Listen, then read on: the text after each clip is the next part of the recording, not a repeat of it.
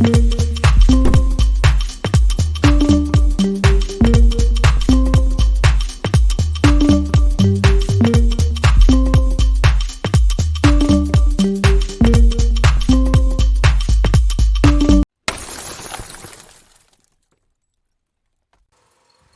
students and everyone, this is Gaurav Mishra and I welcome you all to GM Physics.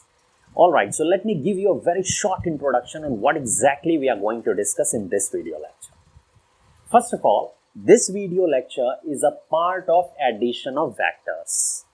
This is the second video lecture under addition of vectors. In the first video lecture, that is the previous video lecture, we have discussed how we add vectors, right? For example, we are given two vector quantities. A1 vector is, let's say, 3i minus 4j, and A2 vector is given like minus 2i plus 3j, let's say. These are two vectors which are given in their components form. And if we want to add them, then how do we add these vectors? We take the components along one axis at a time and add them with the proper sign. This is positive, this is negative.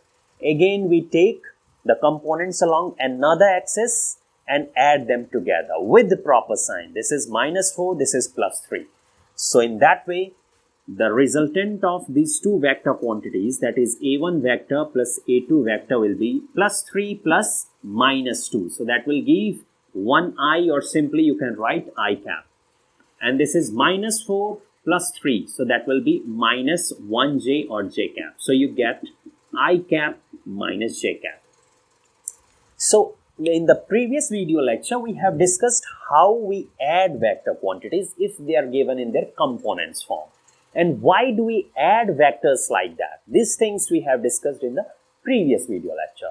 In this video lecture on the addition of vectors, we are going to discuss laws of adding vector quantities, laws of addition of vectors. We already know vectors are not same as scalars. Vectors have both magnitude and direction. So while adding vector quantities, we have to take care of both these quantities, that is magnitude as well as direction. But in scalars, we don't have any direction like thing, right? That's why we have some special laws, especially for adding vector quantities. And they are namely parallelogram law, then triangle law, and then polygon law. In this video lecture, we will discuss in detail the parallelogram law of vector addition. This is what we are going to do in this video lecture. In the next video lecture, we'll talk about the triangle law and the polygon law of vector addition. Alright, so let's begin. Alright, so parallelogram law of addition. What is it? I mean, how do we use this law for adding vectors? What is its statement? This is what we are going to see first of all, right? So for that, I am taking a very simple real life example so that you can relate and you can understand what is parallelogram law, right? Assume there is an object, right? And it is being applied with two forces. Let's say one person is pulling it along this line and one person is pulling it along this line with some force. Let's say that is 100 Newton, this is 50 Newton, let's say. Or this is 100 Newton, this is also 100 Newton, let's say, right? So what will be the direction of the resultant force on this object? Or what will be the magnitude of that net force acting on this object, right? Here I have taken forces and object, but this is not only forces. It can be acceleration, it can be displacement, any vector quantities. This is parallelogram law. It's not only for forces, it's for any vector quantities, right? So let's say this is A vector and this is B vector, right? And we want to find the resultant of these two vector quantities. Here we have assumed these are forces, right? Means we want to find A vector plus B vector And how do we want to find? Using parallelogram law of addition. Of course, the most fundamental and the basic method of adding vectors is already we have discussed in the previous lecture, adding the components along one axis at a time with a proper sign. And that is the basis for all these laws, whether it is a parallelogram law or triangle law or polygon law. These are not some different out of the world laws. They are based on that fundamental method of adding vectors, right? And that is what we will do while proving this law. So see here, we have two vector quantities, A vector and B vector, and we want to find the resultant of these two vectors using parallelogram law. So what does parallelogram law says? Or for using parallelogram, what we have to do is, first of all, we have to draw a parallelogram. So how to draw that parallelogram? I am drawing a line starting from the head of A vector parallel to B vector like this. You have to assume this line is parallel to B vector. We are drawing parallelogram, right? Now I am starting from the head of B vector and I am drawing a line parallel to A vector. So you have to assume this line is parallel to A vector, right? So they are intersecting at some point. Let's say this is P, this is Q, this is R, this is S. Let's see. These are the vertices of a closed figure of a quadrilateral, right? And this PQRS, in fact, this PQRS is a parallelogram because this side is parallel to this side and this side is parallel to this side. Opposite sides are parallel to each other. So this is a parallelogram. Now, according to parallelogram law, the resultant of these two vectors, A vector and B vector, is somewhere here only. What is that? Where is the resultant? Where is the resultant of these two vectors? So for that, we need the diagonal of this parallelogram. So we have two diagonals. One diagonal is this one, head to head, and one diagonal is this one, right? So we have two diagonals. So according to parallelogram law of addition, one of these diagonals will represent the resultant of these two vectors. Which of the diagonals? The diagonal which starts from the tail of these two vectors, that is A vector and B vector, will represent the resultant. Means this will not represent the resultant of the two vectors. This will represent, the black one will represent the resultant of these two vectors because it is starting from the tail of these two vectors, right? Now the question is, so what is the direction of the resultant? So the law says, the parallelogram law says, it is directed away from the tail of these two vectors. Means it will be along this line, starting from the tail of these two vectors. So this arrow represents the resultant of these two vectors, A vector and B vector. So this A vector plus B vector will be represented by the diagonal. So now we don't need this diagonal. It doesn't represent the resultant of the two vectors. Now let's look at this once again. See, we have two vectors, A vector and B vector, right? The tails of both the vectors are touching each other, right? Then we draw a parallelogram such that these two vectors are the adjacent sides of this parallelogram. Of course, these are adjacent sides. This is the first, this is second, or this is first, this is second. So these are adjacent sides of a parallelogram. The tails of both the vectors are touching each other. Then the resultant of these two vectors, A vector and B vector, is given by that diagonal of this parallelogram which starts from the tail of these two vectors, right? Because it's confusing. We have two diagonals. One is this one is this one. So you have to be sure which diagonal represents the resultant of the two vectors. The one which starts from the tail of these two vectors. Right? What is the direction of that resultant vector? The direction of the resultant vector is starting from the tail of these two vectors. It means it is directed away from the tails of these two vectors. Right? So I hope you understand what is parallelogram law of addition of vector. Now, while using parallelogram law of addition of vectors, you must assure two things. First, these two vectors must be the adjacent sides of a parallelogram. First thing. Second, the tails of both the vectors, A vector tail, B vector tail. The tails of both the vectors must be at one point. They must touch each other, right? Now we can use parallelogram law of addition. Parallelogram, adjacent sides, tails touching each other, right? So the resultant of these two vectors will be the diagonal of the parallelogram is starting from the tails of these two vectors. Now you understand which diagonal is the resultant of these two vectors and what is the direction of that resultant vector.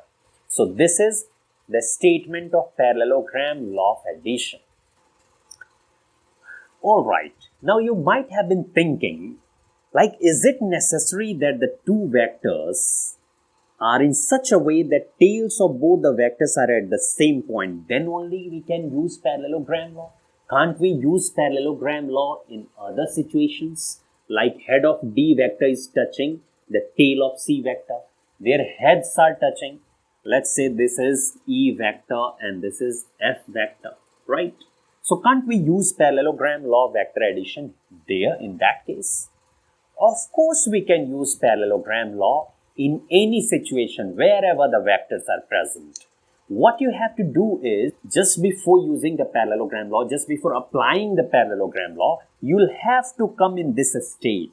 You'll have to arrange the vectors in such a way that the tails of both the vectors are touching each other. Then you can proceed further, like drawing the parallelogram, then representing that diagonal, right? Here it's very simple. You draw a parallelogram. Starting from the tail, you draw a diagonal. This will be A vector plus B vector, right? According to parallelogram law.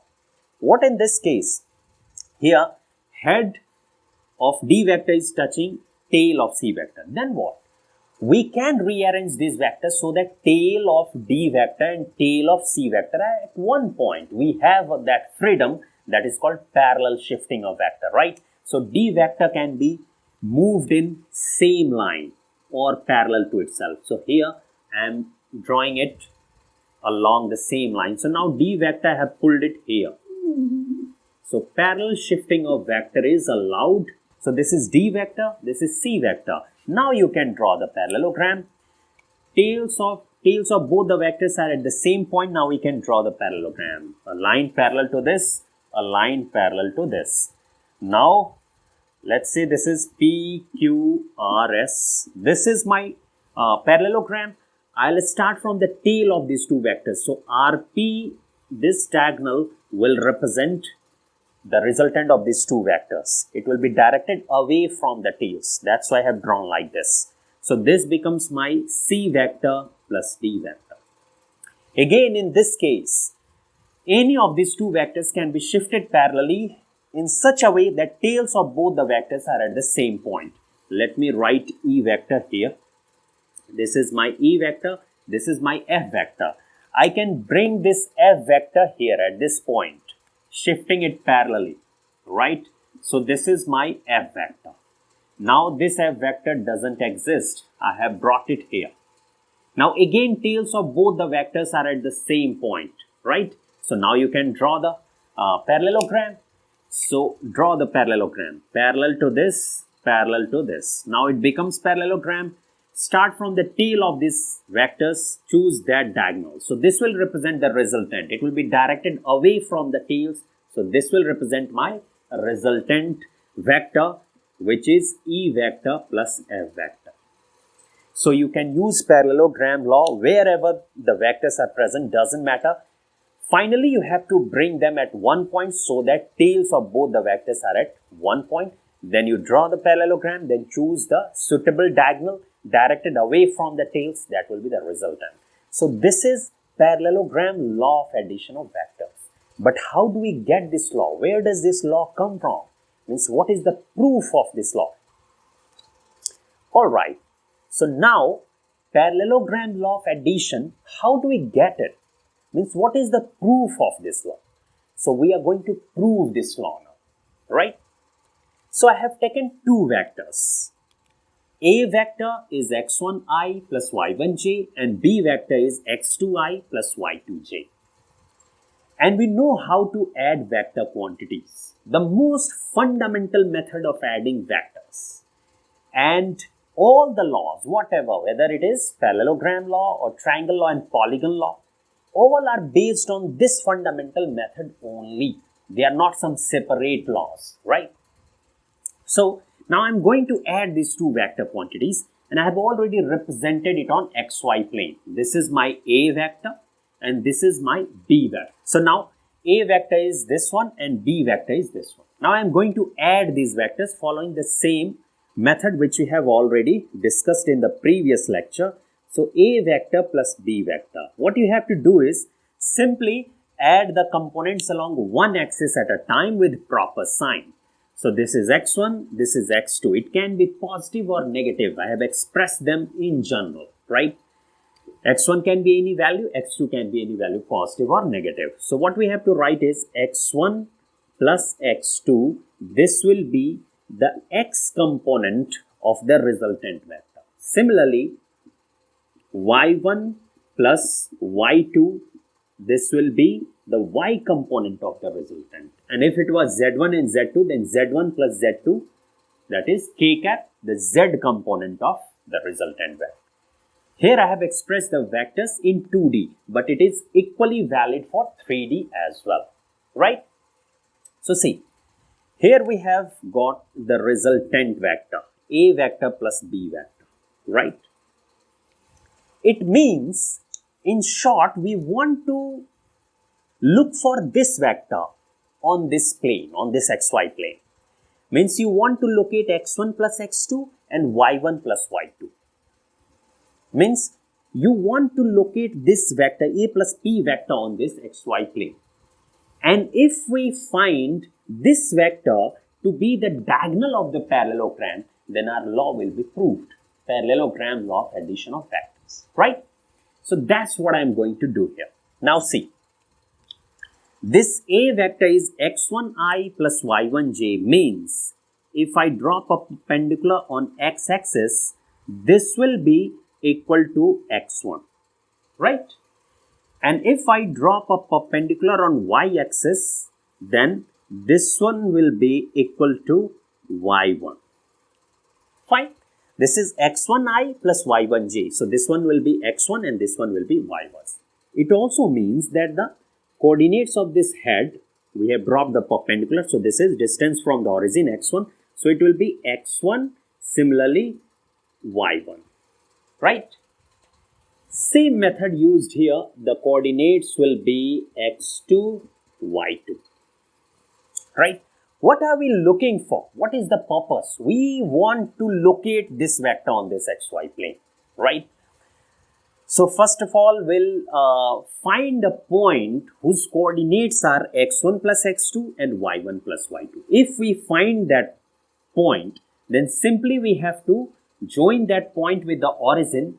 That line will represent the resultant of these two vectors. Are you getting it?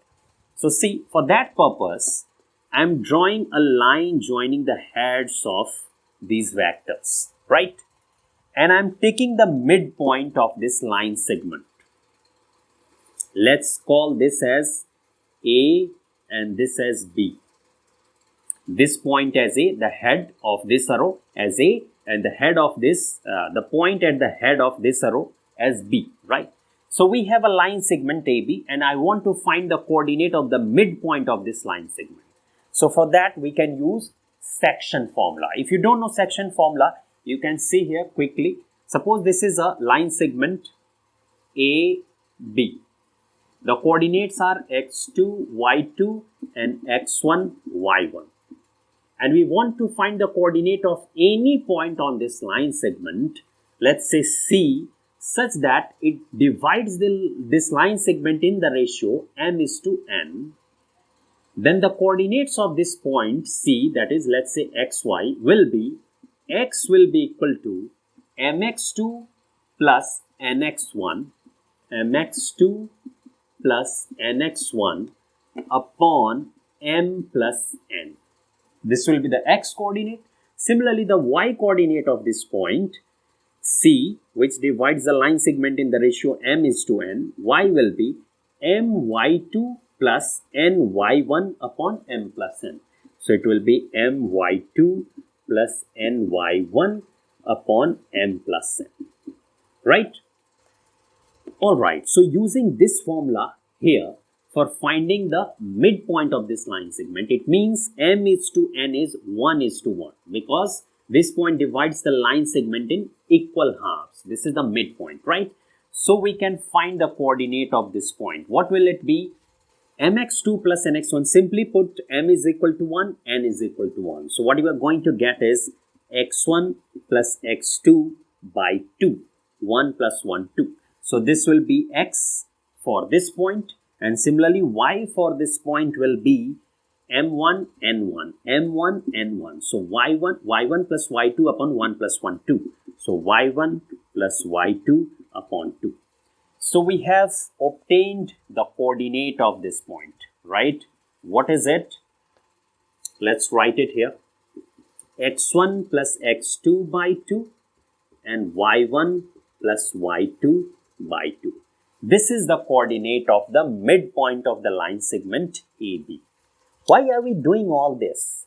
We are trying to find the point whose coordinates are x1 plus x2 and y1 plus y2. All these things we are doing for that purpose. Now I am drawing a line from the tails of these two vectors passing through this midpoint. I hope you are understanding my intention, right? So I am drawing this line like this, okay? Now what I am going to do, I'll draw one line parallel to B vector. One line parallel to B vector, right? And another line parallel to A vector. Another line parallel to A vector. These two lines will for sure meet at some point on this blue line. Why I am saying that? See, this line is parallel to this line. Opposite sides are parallel, and this line parallel to this line. Opposite sides are parallel. So this one is a parallelogram. And this is one of the properties of the parallelogram, that diagonals bisect each other, right? So this line is passing through one of the vertices and it is bisecting the diagonal. So this is what is going to be the diagonal, and this is the parallelogram, right? So this is the diagonal of the parallelogram. That's why I said that these two lines will meet at some point on this line itself, right? Are you getting it? Now, our entire purpose is to locate this point, x1 plus x2 and y1 plus y2. So, can you find the coordinates of this point? Can you find the coordinates of this point? We can. We do have this section formula, right? This is a line segment. Let's name them. This is A, B, this is O, and let's call this as P. Let's call this point as P, right? So, we are looking for the x and y coordinate of this point P. So can we find x and y? So see, OP is a line segment. Coordinates of this point, which divides this line segment into two halves, because this is the diagonal, so it is bisected, right? So this part O to this point, again this point to P, these are equal, right? So m:n is 1:1, right? And this point has the coordinate this much, and this point's coordinate is also known. It is 0, 0 origin, right? So of course we can find one of the ends of this line segment, which I have shown as xy, using section formula itself. So what is that? x1 plus x2, or don't say x1, simply take this plus x by 2 will be x1 plus x2 by 2. I am using section formula. This x1 and x2 here are the ends of the line segment. So I am adding 0 plus x. So we can write 0 plus x divided by 2 will give us the coordinate of this point, which is already known, x1 plus x2 by 2. So 2 cancel, we get x is equal to x1 plus x2. Are you getting it? Similarly, for y coordinate, for y coordinate of point P, we can write y plus 0 by 2 because it's bisected 1:1 is equal to the coordinate of this point y1 plus y2 by 2. So we can write 0 plus y ends of the line segment, the coordinates of the ends of the line segment divided by 2 is equal to y1 plus y2 by 2. Again 2 cancelled, you are getting y is equal to y1 plus y2. You got it. x1 plus x2 and y1 plus y2, the coordinates of this point are in fact x1 plus x2 and y1 plus y2. This is what we were looking for. We were searching for this point whose coordinates are x1 plus x2 and y1 plus y2. Right? Are you getting it? Now we can locate that vector which represents the resultant of these two vector quantities x1 plus x2i plus y1 plus y2j. Because if this point is x1 plus x2 and y1 plus y2, simply means if you drop a perpendicular on x-axis, this will be x1 plus x2. Similarly, if you drop a perpendicular on y-axis, this one will be y1 plus y2. So, one component is x1 plus x2, another component is y1 plus y2. It means if I draw an arrow starting from the origin till this point, this will represent the vector quantity whose x component will be x1 plus x2 and y component will be y1 plus y2. Are you getting it? And what is this line? What is this line? This line is in fact a diagonal of this parallelogram starting from the tails of these two vectors. And these two vectors are the adjacent sides of this parallelogram. So we have proved parallelogram law of vector addition. What does it say? It says if two vectors are the adjacent sides of a parallelogram such that tails of these two vectors touch each other or are at the same point, then the resultant of these two vectors will be given by the diagonal of this parallelogram such that it starts from the tails of these two vectors, right? We have two diagonals. So, which one of these two diagonals will represent the resultant? The one which is starting from the tails of these two vectors. Alright. So, now once we know how to represent the resultant, now we are going to find its magnitude and direction, right? So, this is my A vector, this is my B vector, and the diagonal of this parallelogram that represents the resultant of these two vectors, A vector and B vector. So, this is A vector plus B vector, okay? And suppose the angle between these two vectors, that is A vector and B vector, is, let's say, theta. This is the angle which is given. We want to find the length of this arrow, means magnitude of this vector, and the direction of this vector. So, for direction purpose, you need to have a reference, right? So, here we will choose either B vector as reference or A vector as reference. And then we will express or find the angle at which this resultant vector is oriented with respect to either B vector or A vector. So, you can find either this angle or this angle. So, this we will do later. First of all, we are going to find the magnitude, right? So, for that, what I am going to do is, I am extending this line, that is B vector, and dropping a perpendicular from the head of this resultant vector. I am doing some arrangements so that we can calculate the length of this line. So, this is the perpendicular. Let's call this point of intersection as P, this as Q, this as R, this as S, and this as T. Okay. So, we have to calculate this line, right? The length of this line. And you can see this SQP,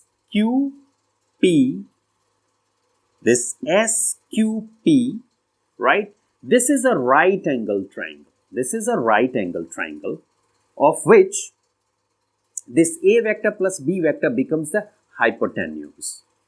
So, if we know this length, that is SP and PQ, then we can calculate this length using Pythagoras theorem, right? So we can do that. See here. Opposite sides of a parallelogram are parallel. So if this is a vector, let's say the magnitude of a vector is a. Let's represent the magnitude of a vector as a and magnitude of b vector as b. So this line will be of length a, right? Are you getting it? Parallel lines. Opposite sides are parallel. They are equal. This angle is theta. So this angle will also be theta. This is the common line and these two lines are parallel. So this angle is theta. So this will also be theta, right? Now again see this triangle TQP. This is again a right angle triangle. This angle is theta and this hypotenuse is A.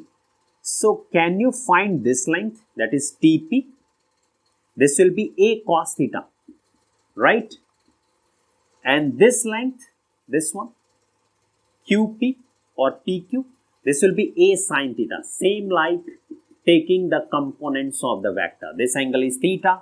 So this will be, TP will be A cos theta. This will be A sin theta, right? So now we can find this length also and this side length also. So we can find this one, okay? We have to find the magnitude of A vector plus B vector.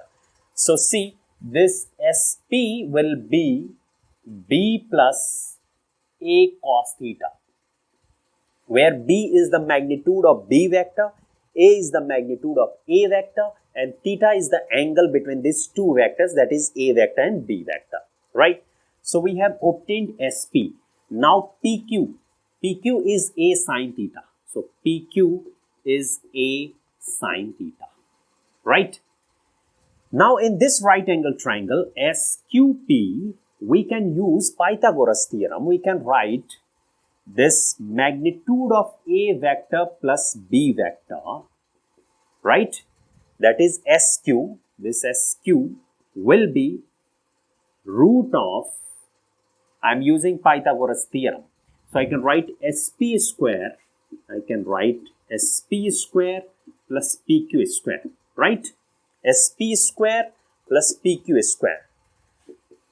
Just do it now.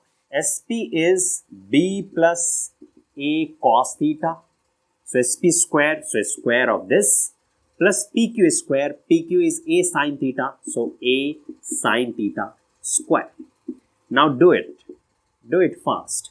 This quantity plus this quantity is square. So we can expand A plus B square. A square plus B square plus 2AB. So we can write this square plus this square plus twice of this into this, A cos theta. Are you getting it?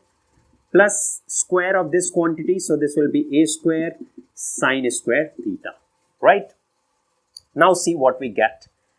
We are getting B square plus this is A square cos square theta plus A square sin square theta. So if I take A square common from both of these terms, I can write A square cos square theta plus sin square theta, right? Plus this quantity 2AB cos theta, right? 2BA, 2AB. It looks better. So now you have, what you have is B square plus cos square theta plus sin square theta, that is 1. So this is A square plus this one will be 2AB cos theta.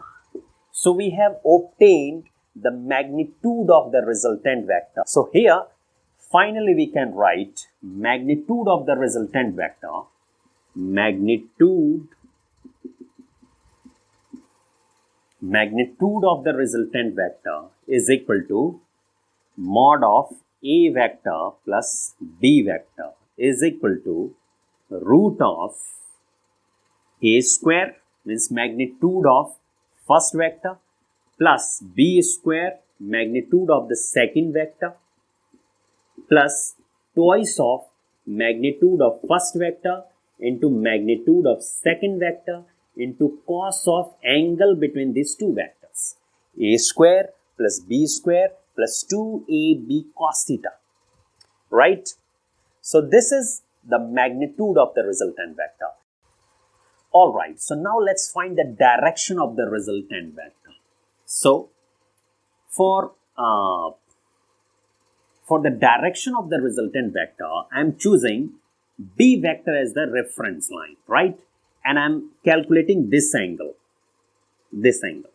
Let's call this angle as beta. What is beta? Beta is the angle at which the resultant vector is aligned with respect to B vector, right? So this is my A vector plus B vector according to parallelogram law of vector addition. Okay, so we have to find beta, which is very easy. We can use trigonometry here. See, in this right angle triangle, for angle beta, this is perpendicular and this is base. So we can write tan beta is perpendicular by base, right? So let's write it. Tan beta is equal to perpendicular, which is PQ, by base, which is SP. And PQ is already known, which is A sin theta. This is A sin theta upon SP. SP is ST plus TP, B plus A cos theta. So B plus A cos theta, right? So we have expressed beta, the angle with respect to B vector, for the resultant vector. Similarly, you can find alpha. For that, again, you will have to extend this line, drop a perpendicular from the head of this resultant vector, right? And then this length is already known, which is B. And this angle, again, using the same concept, this will be theta. So this will become B sin theta. And this one will become B cos theta. Are you getting it? So again, using trigonometry, you can write tan alpha is equal to B sin theta upon this A plus B cos theta, right? You can do it. Just write tan alpha is equal to B sin theta, that is perpendicular, upon base, which will be A plus B cos theta, A plus B cos theta. So you can write any of these angles, whether alpha or beta, but you'll have to write with respect to A vector or B vector. Got it? So finally, we have calculated both the magnitude as well as the direction of the resultant vector. So if the magnitudes of the vectors are A and B and the angle between these two vectors theta, then magnitude is given by mod of A vector plus B vector is equal to root of A square plus B square plus 2AB cos theta. And direction, tan alpha B sin theta upon A plus B cos theta. Here alpha is the angle with respect to A vector.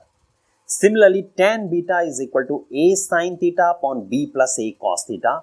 Here beta is the angle with respect to B vector. Alright, so let's have a look at some examples. And let's try to use the concepts that we have done so far in this lecture. Right? So this is question number 1. Two forces of 10 Newton each are applied on an object as shown in the figure. So these two forces, one is F1, one is F2. Both have the same magnitude, 10 Newton each, are applied on an object. Angle between these two forces is shown, that is 60 degrees. So this is what is given in the question. Now, calculate first the magnitude of the resultant force. Means you have to find the resultant of these two forces and you have to calculate its magnitude. So whether it is forces, velocity, acceleration, displacement, you don't have to be worried about that. Here you don't need to know the concepts related to forces, then laws of motion. No. You simply have to understand these are two vector quantities, means they have magnitude and direction, and you have to find the resultant, means you have to use the laws of addition of vectors. So we have direct formula to find the magnitude of the resultant. So, the magnitude of the resultant means f1 plus f2 vector mod of this. Let's call this as resultant fr, magnitude of this. So what will you do? A square plus b square plus 2ab cos theta. So we can write f1 square plus f2 square plus 2a, that is f1, into b, that is f2, into cos of angle between them, which is 60 degree. So how much we get? Root of f1 square, so that is 10 square, plus f2 square, again 10 square, plus 2 into f1 is 10 and f2 is 10, and cos of 60 is 1 by 2. 2 cancel. 10 square 100, 10 square 100, 10 into 10, again 10 square 100. So 300. So you are getting root of 300. Means 100 into 3, so that is 10 root 3. So this is the magnitude of the resultant force. It is force, so I am writing newtons. So the magnitude of the resultant force is 10 root 3. So I think you have understood how we have calculated the magnitude simply by using the formula which we have derived for finding the magnitude of the resultant force. A square plus b square plus 2ab cos theta, root of that. Got it? Alright, so now let's look at the second question. Calculate the direction of the resultant force with respect to F1. Means we want to find the direction of the resultant force with respect to F1. Means with respect to this line. So for this we can use parallelogram law of addition. So first we draw the parallelogram. Parallel to F1, parallel to F2. This becomes my parallelogram. The diagonal starting from the tails of these two vectors will give the resultant. So I draw the diagonal. This is my resultant force. We can write here F1 vector plus F2 vector, right? So we need to find its direction with respect to F1. Simply means we need to have this angle with respect to F1, right? So for finding this angle, we can write that formula. Suppose I am writing here alpha. So I can write tan alpha is equal to, so you're writing with respect to F1, so in numerator F2 will go, right? So you can write F2 into sine of angle between them, which is 60 degree, upon F1 plus F2 cos 60 degree, right? You can solve it to get the angle with respect to F1. Or you can use the simple geometry. See, all the four sides are equal, right? Opposite sides are equal. And these adjacent sides are also equal, 10 Newton each. So all four sides are equal and opposite sides are parallel. So it's a rhombus, right? You can see the upper triangle and the lower triangle. Both of them are congruent. This side is equal to this side is equal to this side, and this is the common side, right? So this angle will be equal to this angle. Am I right? Means the angle is bisected. So what will be the angle? Totally 60 degrees. So this will be 30 degree, right? So the direction of the resultant vector with respect to F1 is 30 degree. Are you getting it? Or you can solve it here. This F1 and F2 both are equal 10 Newton. So you can take 10 Newton as common. So you get sine 60 upon into 10 upon 10 common. So you can write 1 plus cos 60, this 10 cancelled, so you get sine 60, that is root 3 by 2 upon 1 plus cos 60, that is 1 by 2. So how much is that? Root 3 by 2 upon 2 plus 1, 3 by 2, 2 cancel, root 3 by 3, so that is 1 upon root 3. So tan alpha is 1 upon root 3, it means alpha is equal to 30 degree. So either ways, you will be getting the same value. So wherever it's possible to use geometry, go for geometry, else you can use this formula. Got it? Alright, so now let's look at the second question. Question number 2. Two vectors of same magnitude are aligned at some angle as shown. Two vectors of same magnitude means this A vector and B vector both have the same magnitude. And they are aligned at some angle, and that angle is not mentioned. Right? So we can write here angle theta. It represents any angle. It's not given whether it is 30 degree, 60 degree, 45 degree. It can be any angle, right? And the magnitude of these two vectors simply means, and the magnitude of these two vectors are equal, means this length is equal to this length. So we can write here mod of A vector is equal to mod of B vector. Magnitude of both the vectors are equal.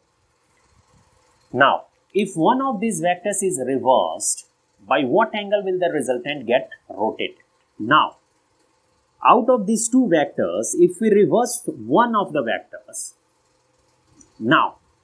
if we reverse one of these two vectors, like if I make B vector along this direction or A vector along this direction, then the question is, by what angle will the resultant get rotated?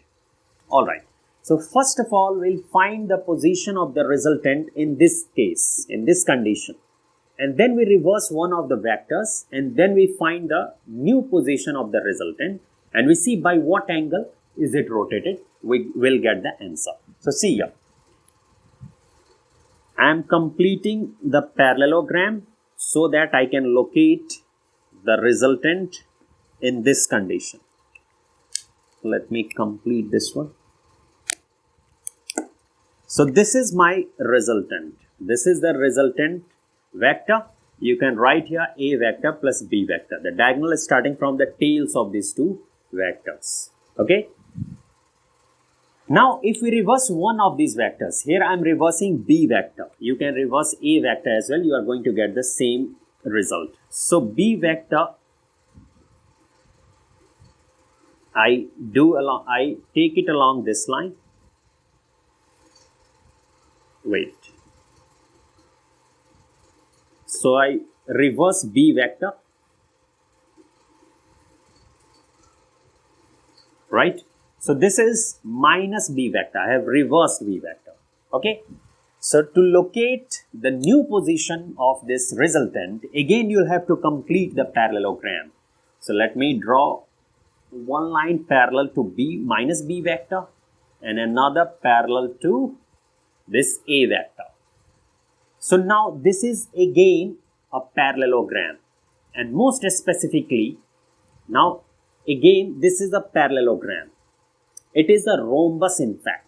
All these four sides are equal. It is given magnitude of A vector and B vector are same. Okay. So new resultant will be this one. Are you getting it? So we have to find by what angle is it rotated. So this is the angle, right? This is what we have to calculate, this angle. Okay. So since it's a rhombus, first of all, I am finding the angle. So first of all, I am finding this angle, right? Then I'll find this angle. So see this one, this rhombus, the initial condition. Okay. So this angle we have taken theta. So this will be theta by 2. The diagonal will be the angle bisector. Okay. All four sides are equal. Congruency of triangle. So this is theta by 2. Now we have to find this angle, this one. Okay. So consider this rhombus, the new rhombus after reversing this B vector, minus B vector. Okay. So again this diagonal will be the angle bisector, this angle. Okay. So this total angle starting from B vector to minus B vector is 180 degree, and this angle is theta. So this much will be 180 degree minus theta, right?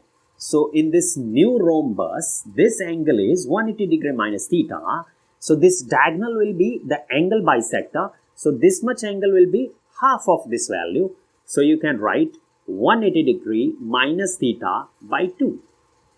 So this angle plus this angle will give the angle by which the resultant is rotated. Okay. So we can add 180 degree minus theta by 2 plus theta by 2. So you can write 180 degree minus theta by 2 plus theta by 2. This will give us theta rotation, the angle by which the resultant is rotated. So how much you get?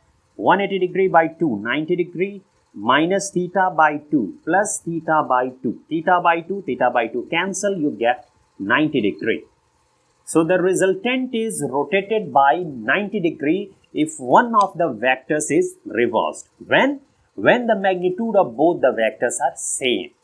Alright, so this is what we had to discuss in this video lecture.